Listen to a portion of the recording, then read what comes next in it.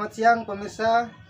Kembali lagi dengan saya di sini Mulis Adi Putra yang akan memberikan berita-berita bisnis Indonesia yang terupdate dan teraktual.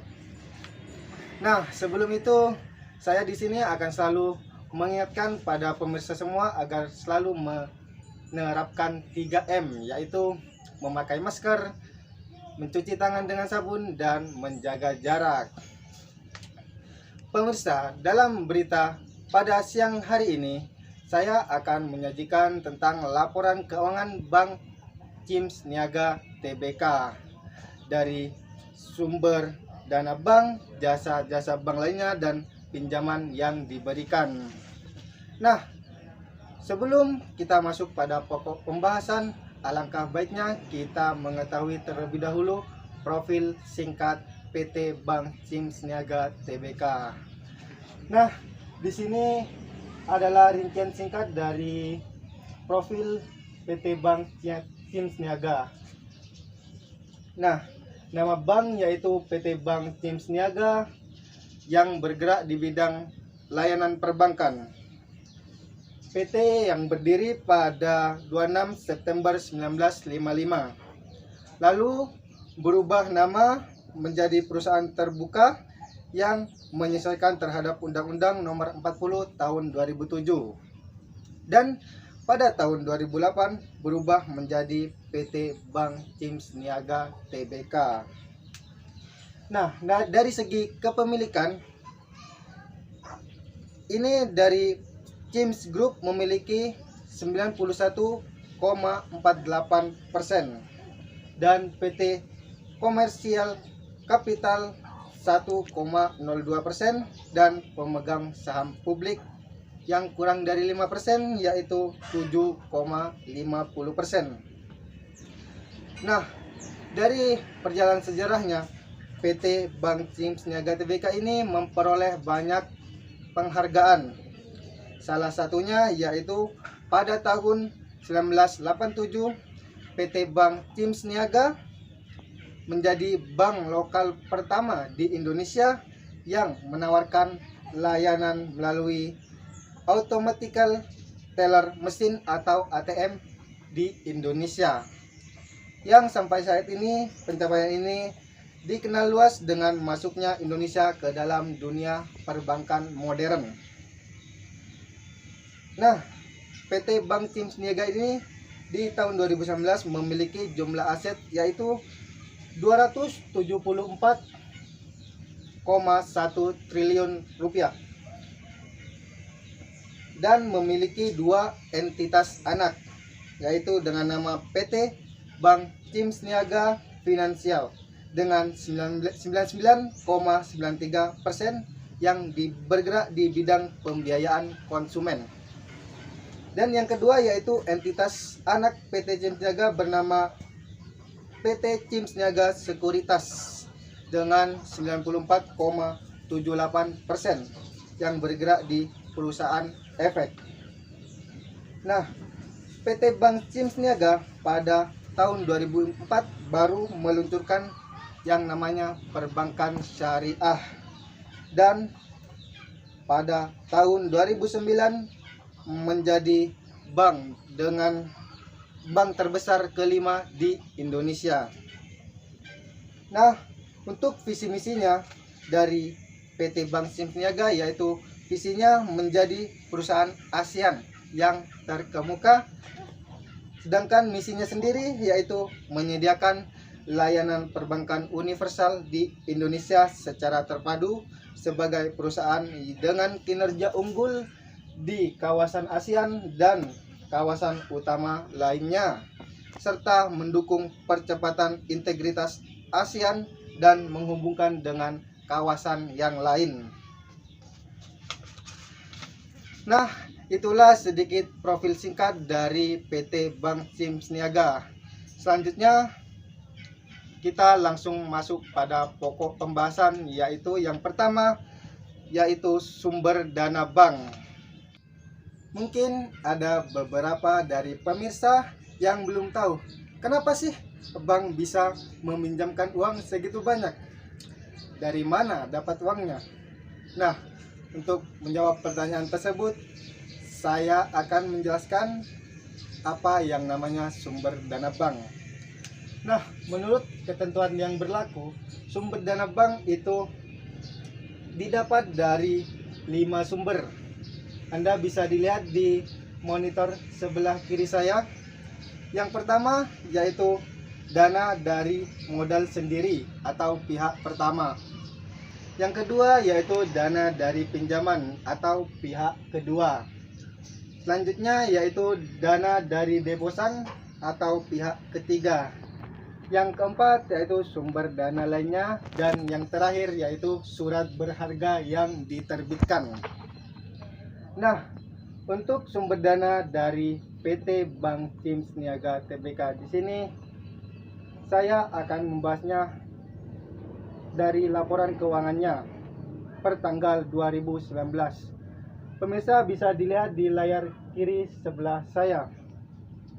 Nah, PT Bank Cims Niaga dengan modal dari sendiri yaitu modal dasar sebesar 2.900 miliar rupiah atau 50.486.336 saham.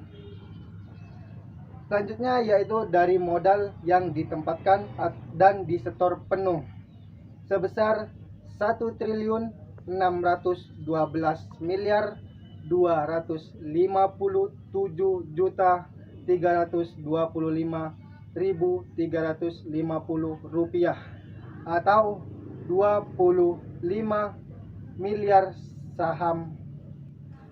Selanjutnya yaitu simpanan dari nasabah. Nah, untuk PT Bank Cims Niaga Tbk ini mempunyai 3 nama simpanan, yaitu yang pertama yaitu adalah giro, yang kedua yaitu tabungan, dan yang ketiga yaitu deposito berjangka. Nah, untuk nominalnya sendiri pemirsa bisa lihat di layar sebelah kiri saya. Untuk tabungan giro dari pihak yang berelasi pada tahun 2019 itu mencapai 75 miliar rupiah, dan pada 2018 itu mencapai 83 miliar rupiah. Nah, untuk dari tabungan giro yang dari pihak ketiga itu pada tahun 2019 itu kurang lebih mencapai 48 triliun rupiah, dan untuk 2018 itu kurang lebih hanya mencapai 45 triliun rupiah. Nah, untuk simpanan yang selanjutnya yaitu dari segi tabungan. Nah, nominalnya dari pihak yang berelasi pada tahun 2019 itu kurang lebih mencapai 79 miliar rupiah, dan pada 2018 itu mencapai 66 miliar rupiah. Nah, sedangkan dari pihak ketiga pada tahun 2019 itu mencapai 59 triliun rupiah, dan pada 2018 itu kurang lebih hanya mencapai 54 triliun rupiah. Nah, yang terakhir yaitu simpanan dari deposito berjangka. Nah, dari pihak yang berelasi itu pada 2019 itu cukup besar ya, karena bisa mencapai 199 miliar rupiah, dan 2018 itu hanya mencapai 87 miliar rupiah. Mungkin bisa dibilang 2019 itu mengalami kenaikan 2 kali lipatnya. Nah, untuk dari pihak ketiga dari deposito berjangka itu pada 2019 itu hanya mencapai 87 triliun rupiah, sedangkan pada 2019 kurang lebih itu mencapai 90 triliun rupiah. Berarti dari pihak ketiga itu deposito berjangka mengalami penurunan. Nah, untuk selanjutnya yaitu dana dari simpanan bank lainnya. Nah, sedangkan nama simpanan dari bank lainnya itu ada 2, yaitu giro dan tabungan dan deposito berjangka. Pemirsa bisa langsung melihat di layar sebelah kiri saya untuk lebih detail angkanya dan laporan keuangannya ya. Nah, sedangkan angkanya ya untuk giro dan tabungan pada tahun 2019 itu mencapai 1.099.645 juta.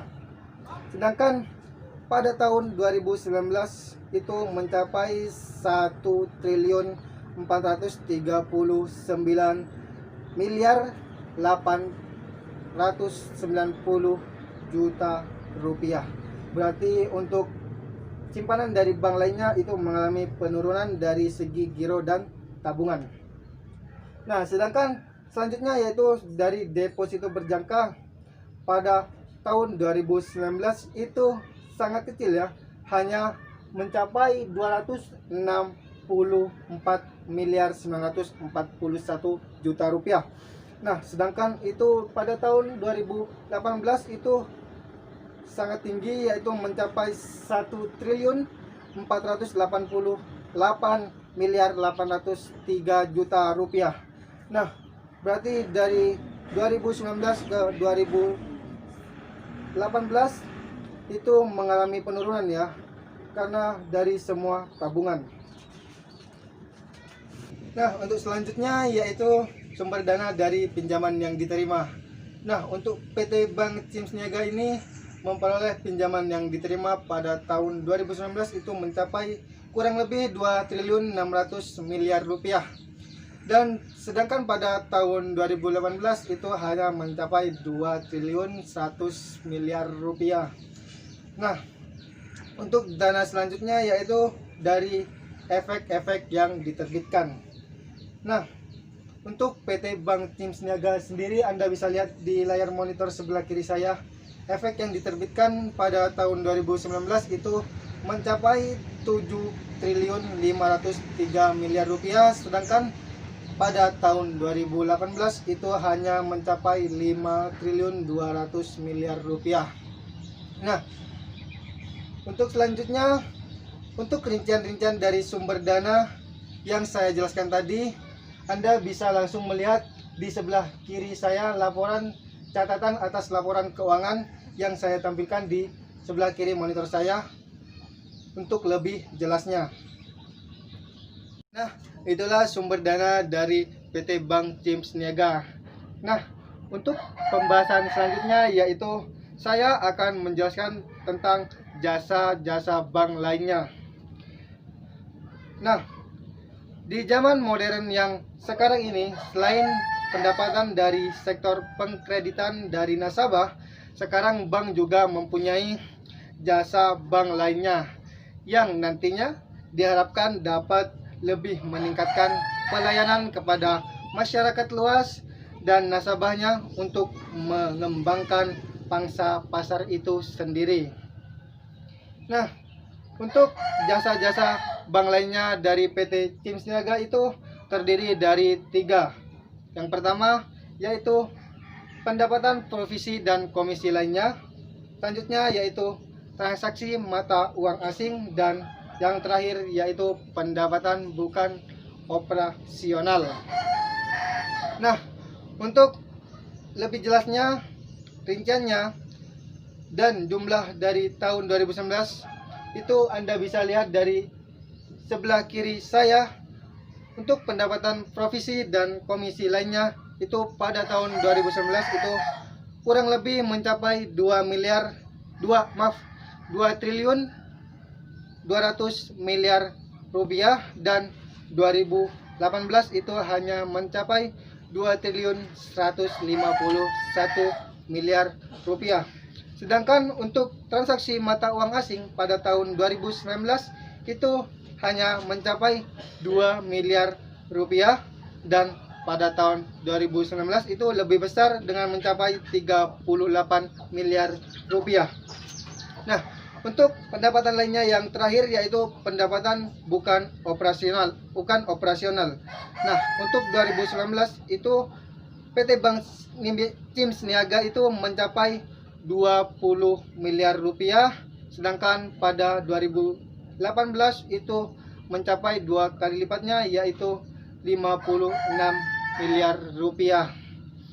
Nah, untuk melihat lebih rinci jasa-jasa bank lainnya, Anda bisa melihat di catatan atas laporan keuangan Bank PT CIMS Niaga di sebelah kiri monitor saya. Nah, Anda bisa lihat sendiri dari pendapatan provisi dan komisi itu dari ekspor impor, angkanya bisa terlihat di layar monitor sebelah kiri saya, dan transaksi mata uang asing baik dari dolar Amerika maupun dolar Singapura. Nah, itulah sedikit penjelasan dari saya mengenai jasa bank lainnya yang dimiliki oleh PT Bank CIMS Niaga Tbk. Nah, untuk pembahasan yang terakhir yaitu pinjaman yang diberikan. Nah, untuk pinjaman yang diberikan dari PT Bank CIMS Niaga itu ada yang pertama, yaitu ada kredit yang diberikan. Nah, Anda bisa juga lihat di sebelah monitor saya, yaitu dari pihak yang berrelasi itu mencapai 232 miliar rupiah, sedangkan dari konsumsi itu mencapai 232 miliar rupiah. Nah, selanjutnya yaitu dari pihak yang ketiga. Nah, untuk pihak yang ketiga itu totalnya mencapai 190 triliun 750 miliar 561 juta rupiah. Nah, untuk rinciannya yaitu terdiri dari konsumsi sebesar kurang lebih 50 miliar rupiah dan modal kerja kurang lebih untuk konsumsi itu kurang lebih 50 triliun rupiah, dan untuk modal kerja itu kurang lebih mencapai 75 triliun rupiah, dan yang terakhir yaitu dari investasi yang kurang lebih itu mencapai 42 triliun rupiah. Nah, untuk pinjaman yang diberikan yang selanjutnya yaitu dari piutang pembiayaan konsumen. Nah, untuk piutang pembiayaan konsumen angkanya yaitu mencapai 3 triliun 254 miliar 233 juta rupiah. Nah, yang selanjutnya yaitu piutang sewa pembiayaan yang hanya mencapai 180 juta rupiah. Nah, untuk rinciannya juga Anda bisa lihat di catatan atas laporan keuangan. Nah, selain yang tadi yang saya jelaskan itu hanya dalam bentuk rupiah. Nah, di PT Bank CIMS Niaga itu, CIMS Niaga ini ada dua mata uang valuta asing, yaitu dari dolar Amerika Serikat dan dolar Singapura. Nah, untuk angkanya saya sedikit menjelaskan ya. Terus untuk rinciannya Anda bisa lihat di sebelah kiri monitor saya di catatan atas laporan keuangan. Nah, untuk konsumsi itu kurang lebih mencapai 27 miliar rupiah, sedangkan untuk modal kerja itu mencapai 17 triliun rupiah, dan untuk investasi itu mencapai 4 miliar rupiah. Nah, untuk dari segi dolar Singapura itu modal kerja mencapai 118 miliar rupiah, dan untuk investasi hanya mencapai 9 miliar rupiah. Nah, itulah sedikit penjelasan dari saya mengenai pinjaman yang diberikan oleh PT Bank CIMS Niaga Tbk, baik di dalam bentuk rupiah maupun dalam bentuk valuta asing. Nah, itulah sedikit penjelasan mengenai laporan keuangan tahun 2019 dari PT Bank CIMS Niaga Tbk. Dan apabila pemirsa masih penasaran dan ingin mengetahui laporan keuangan PT Bank CIMS Niaga Tbk ini, pemirsa bisa mendownloadnya di www.ojk.go.id. Nah, Demikian untuk berita bisnis Indonesia terkini. Saya Mulis Adi Putra pamit undur diri dan sampai bertemu kembali di berita terupdate selanjutnya.